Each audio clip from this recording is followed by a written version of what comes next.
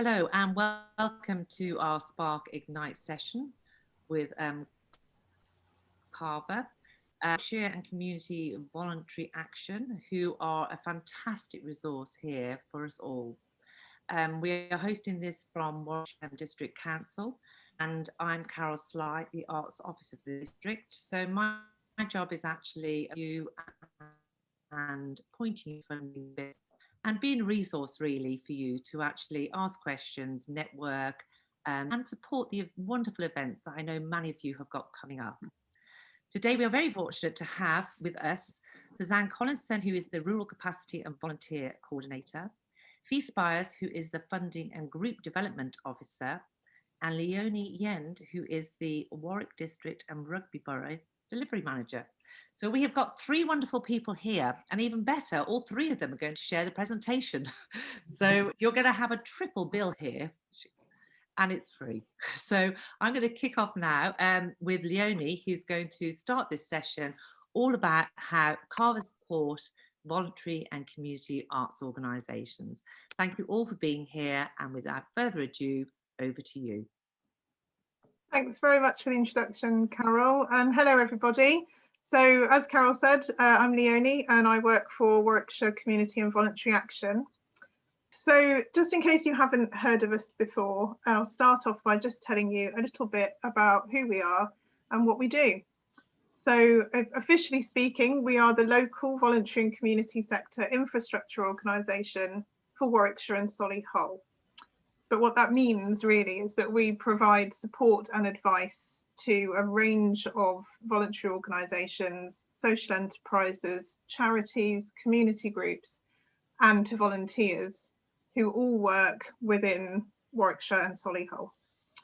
So it's very important to us that we keep a local presence, and that means that we have officers and a group of core staff in each borough and district of Warwickshire, so that's 5 officers, and we also have one in Solihull. So the Warwick District Office is based in Leamington, and Fee and Suzanne in normal times would be based in that office, and I would be there sort of half of my time.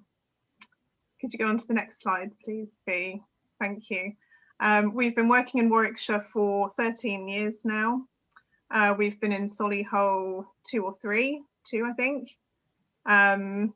And we offer the same core services in all of those offices. So the core services are around volunteering, which Suzanne will talk to you about in more detail, and what we call funding and group development, which is Fee's role. So she will talk to you about it in depth.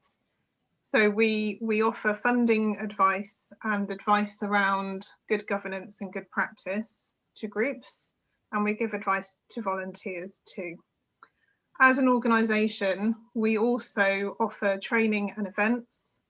We also have projects which are based perhaps in just part of the county. So we have one project in Warwick District, and that's the Rural Life Project, which is designed to help people living in rural areas to get the best out of their villages. So we can put a link in to the presentation, which we'll send you afterwards, just to our website to tell you a little bit more about that. We also do a survey. We survey the sector quite regularly, usually every 2 years, and we do that to ascertain the sort of evolving needs, challenges and priorities within the sector. We do that so that we can provide the support that's needed, and also so that we can influence policymakers. So first we're going to go on to volunteering, and Suzanne will tell you more about that. So over to you, Suzanne. Thank you very much. So volunteering is a major part of Warwickshire Carver. We have about 800 local and national organisations that use us to promote their roles within our system. We have a database system that we use, which is called Volunteer Connect. And how it works is that organisations promote their roles, fill in a form that tells them about what their requirements are, and then volunteers can apply and sign up to the system, and it's a matching service that helps match exact requirements of the volunteer and the organisation. So the more details that are put into that role and the more details that are put into the volunteers' information of their requirements, the better the match will be as well. We have recently been also working with the test centres and the vaccination centres, recruiting volunteers for those. So there's been mass recruitment on those sites, and my colleague Helen, who has been seconded from this post, is working on those currently. We have a volunteer bulletin which goes out to anyone who's signed up, and it will tell you about the roles that are available, and volunteers who are on the system or who are signed up to the bulletin can see what roles are available and what's going on about volunteering. We also have a Facebook page which is called Warwickshire Carver Volunteer Facebook, which is certainly worth signing up to. And regular sort of vacancies are promoted on there. Also, good things that have happened about volunteers are shown on there, as well as our Twitter account. The other thing that is coming up very soon is Volunteers Week, which is from the 1st and 7th of June. And throughout this time, we're celebrating volunteers and the massive impact that they have had this year and just generally anyway. And we'll be celebrating that through the week through promotional feeds on our social media feeds, and with quotes and photos of what volunteers have done over the past year. This will also lead on to an event that we'll have. It will be an online event this year, unfortunately, because of the situation, but we want to celebrate all the volunteers. So we're pushing and promoting, and we want people to acknowledge all the volunteers in the area, within Warwickshire. So there is a nomination form as well. So if you do have anyone that you know of who you feel should be nominated and recognised, please do fill in that form. I think that's about it for now. Over to you, Fee. Thank you. Great. Thanks, Suzanne. So one of the other things that we do, it's kind of my responsibility, is helping groups develop. So what we mean by a group, I think we probably need to tell you, is a body of people who've been formed for charitable or community benefit, so not for profit. So we don't really advise a commercial-based group or indeed individuals. Our remit is community and voluntary groups. And as Leonie said, we try and help groups become stronger and more resilient across Warwickshire and indeed Solihull. So as you can imagine, we've done quite a lot of work recently helping groups with their COVID recovery plans and helping them emerge out of COVID. So one of the things that we can do is we can carry out a health check for your organisation. So that's really takes you through a kind of a holistic overview of where you're at and ways that we can actually help and develop you. So some of those kind of ways are highlighted in this presentation. So for instance, looking at your governance and leadership to see if you need help with any roles or responsibilities, checking, for instance, that you're compliant with your governing constitution, ensuring that your committee know their obligation as trustees. We can also look at helping you ensure that you're legally compliant and looking at areas of good practice. That could be, for instance, around safeguarding if you're working with young people, children and vulnerable adults. It could be advising you on the insurances perhaps that you need in place. We can help with funding plans. We'll talk a little bit more about that in a minute. One of the other things that we can do is help you develop appropriate policies and plans for your group. We've got an extensive resource library on our website, which is all free, which has a variety of different policy templates and resources, and we're here to advise you if you need help with that. We can also help with you developing your monitoring and evaluation. So that's particularly in relation, for instance, to funders' needs, but it also could be just to make sure that you're showing your value to your local community and indeed the wider community. We can help if you need advice around your finances. For instance, if you're developing a project budget for a particular thing that you want to develop, we can help with that. We can also help with partnership working, so we can act as a broker. So if you're an art group, for instance, that has an idea for a particular project that wants to work with the wider community, do talk to us, because it may be that we can put you in touch with people or enough different organisations that can help you. And then if you're setting up or want to set up a new art group, or indeed if you're an individual artist who are looking to set up a social enterprise, for instance, a community interest company, because there's a variety of different structures that you can choose, do talk to us because we can help you decide on the best structure that there is for you. So that's an overview really of how we can help groups develop. I don't think I've missed anything out there, Leonie, have I? No, I don't think so. I think I've covered everything. Yeah. So the next thing is funding support, which is the other area that we can help you with. So just to give you an overview, we support groups with funding. So we can't, unfortunately, help individuals to find funding. We work with groups who are usually trying to get a project funded, just for a bit of context. The ways that we help groups to fundraise is usually we begin by looking at whether that group is funding ready, as we call it, and that means whether they have got all the documents that they need in place, especially if they may need to send those to a funder. So that's normally policies including safeguarding, health and safety, equality, diversity and inclusion, and their governing document. We also look at accounts and make sure that those are up to date. We also look at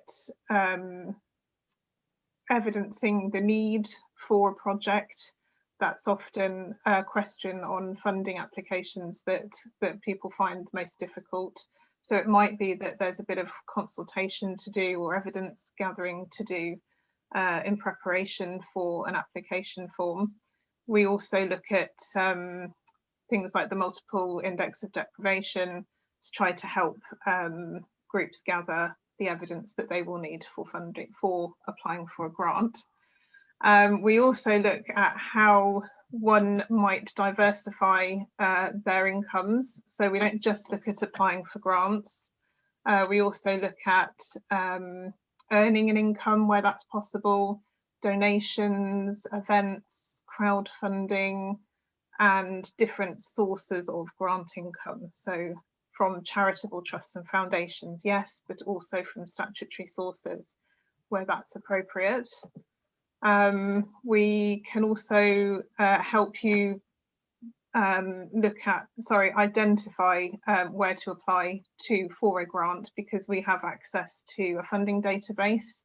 So that's mostly grant making trusts and foundations on there. We do look at draft applications, and we can be sort of fresh eyes on those applications, which can be helpful. We don't write applications for groups though.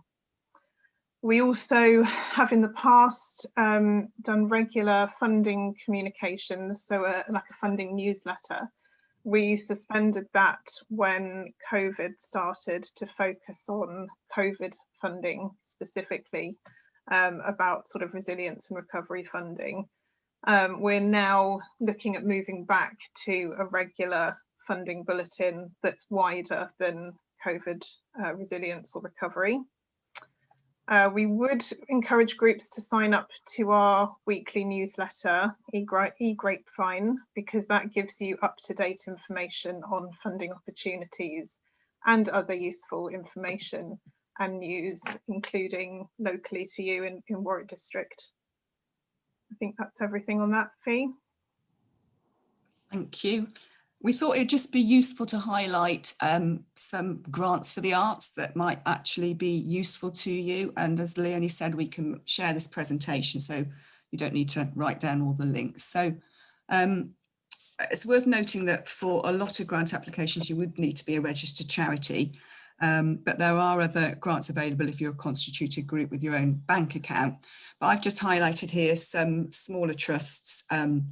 So these are around about 1 to 3,000. So the Colson Cock Foundation particularly likes fine art and music, sums of around 500 to 1,000. They also fund theatre, dance and ballet projects. The Ragdoll Foundation is particularly around children in the arts. If you're working on a project with children, they're actually based out of Stratford upon Avon. They've got a small grants programme, which is up to about 1,500. There's 5 deadlines a year, but they also have a main grants programme of amounts between 5 to 20,000. So they're worth looking at if you do a lot of work with children in the arts. And then the D'Oyly Carte Charitable Trust is all around about advancement of the arts. Again, sums of around between 1 to 3,000. So if you've got smaller projects, they're certainly worth a look. Then regional funders, the Cadbury's funders, there's several Cadbury's funders, but 2 who in particular will fund arts projects if they've got a very strong community benefit and focus are Edward Cadbury and William Cadbury Trust. Edward Cadbury will fund up to about 10,000, but realistically, most of their grants are around 2,000. William Cadbury Trust, again, grants of around 2,000. And then it's definitely worth keeping an eye on the Heart of England Community Foundation if you're doing arts-based projects with a strong community benefit. They administer grants on the behalf of several smaller funders. So a lot was around COVID recovery. Open, so they are again worth keeping an eye, certainly looking at what they've got, which could be relevant to your group. And then local government funding, the County Councillor grants were launched yesterday, and I'm going to hand over to Leonie on this one because she knows a little bit more about it.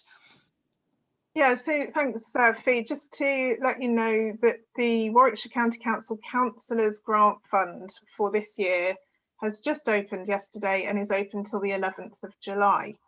I believe that historically for applicants in Warwick District, the process has been slightly different to the rest of the county, but this year it's the same as it is for everywhere else. So that means there may be a few changes if you have applied to this fund before from Warwick District. So partly to address this, we are jointly holding 2 webinars with the County Council. One is on Monday the 7th of June and the other is on Wednesday the 9th. The Monday one is in the evening, 6:30, and the Wednesday one is in the afternoon, I believe it's 2:30. So the purpose of those workshops is to cover the guidance on eligibility of projects and to give advice on completing the councillor's grant fund application. So we'll look at the application and the guidance notes together. It is an online process again. For those of you who are not familiar with it, each of the county's councillors is given a £6,000 fund to support small scale projects within their divisions. So you can apply for up to £6,000, but I have to say it's unlikely that a councillor will give all of their pot to one project. So generally it's to support smaller projects. The projects must support the following outcomes. Either Warwickshire's communities and individuals are supported to be safe, healthy and independent, and/or Warwickshire's economy is vibrant and supported by the right jobs, training, skills and infrastructure, and all applications should aim to build community capacity and improve the health and well-being of people living in Warwickshire. So if you think you might like to find out a bit more about that fund, do come along to one of the webinars. We will put the links to the booking website into the presentation. I can also put them in the chat now. So back to you, Fee. Great, thank you. And then obviously just keep an eye on the local, your local kind of council. So I don't think there's an arts pot this year. I think I'm right in saying, Carol. I think it's all been subsumed, and I don't know whether they'll be looking again at their Community Economic Recovery Fund and extending that, which is still about COVID recovery and response, but it's certainly worth keeping an eye on the community grants page of the Warwick District Council website. And then if you're focused within Leamington Town, then do look at Leamington Town Council's community grants. There's 3 rounds a year. The first round's just gone, actually. The deadline was the 14th of May, but the next 2 rounds deadlines are the 2nd of August and the 3rd of December, and they're for amounts of around 2,000. And then Warwick Town Council also has community grants of around 3,000 if you're operating within Warwick Town, but you need the support of a town councillor for those grants. And then if you're looking at a larger project, then you've obviously got your larger arts funders. So I think most people will be familiar with the Arts Council. They've got specific project grants up to 15,000, and then over 15,000 are their 2 thresholds. I think it's very competitive at the moment. I think the last statistic I heard was that only 13% of applicants were successful. That might have changed, but they're certainly worth exploring if you've got a slightly bigger project. Garfield Weston, again, will fund arts projects. There's no limit to what you can ask for, but you've got to be realistic, I think, about the size of your organisation. And they very much go on evidence of need and your fundraising shortfall, but they will fund a multi-year. Esme Fairburn recently this year launched their new 5-year strategy, or it could even be 10-year strategy, but they've got 3 themes, and one of them is creative, confident communities, which is all around arts groups and their work in the community. And they will fund multi-year, up to 5 years. And they're very good, I think, with arts projects, because they realise that the process of the artistic process can be of just as much benefit as the end result. So they're certainly worth looking at. And then the Paul Hamlin have 6 funding strands. 2 of them are arts-based, arts access and participation, and education and learning through the arts. So if you've not come across them before, they're also worth a look. I think, Suzanne, you're going to talk a little bit through training, if that's right. Okay. So training and events, we have we run these through Eventbrite. So even if you just Google WCAVA Eventbrite, it'll come up immediately and show you what we have on at the moment. Past events, most recent past events have been Meet the Funder events. So that was with the National Lottery Community Fund, Severn Trent Community Fund, Warwickshire County Council Green Shoots Community Climate Change Fund, and a mutual aid networking event as well. That's just to name a few that have been quite local to Warwick District area. Future training and events we have got that are coming up this coming month, I think it is a digital skills surgery, train the trainer, as Leonie mentioned, the Warwickshire County Council's Grant Fund workshop. There's a safeguarding awareness for trustees, small charity, and also there's one more thing we have got running, but it's not going to be through Eventbrite. I don't know whether Fiona wants to mention it. We're experimenting, aren't we, Suzanne, as part of Small Charities Week, which is a celebration of all charities, which is the 14th to the 19th of June. We're running a net walk event. So we're hoping to meet and discuss and chat groups who have got perhaps a problem that they want to come along. It's on the Tuesday, the 15th of June at 10:30. We can again put that information in the presentation. And Suzanne and I will be there, and we're hoping to kind of meet groups and just give some friendly advice. So outdoors, so a bit of exercise. And Carol said she'll come along, so it might be quite a nice day or morning, so long as it doesn't rain. And then if you want to book, you can book via my email, which is also contained in this. So we're going to experiment with the net walk. Sounds good, doesn't it? And then obviously it's worth, as we've said before, signing up to the Grapevine e-grapevine newsletter.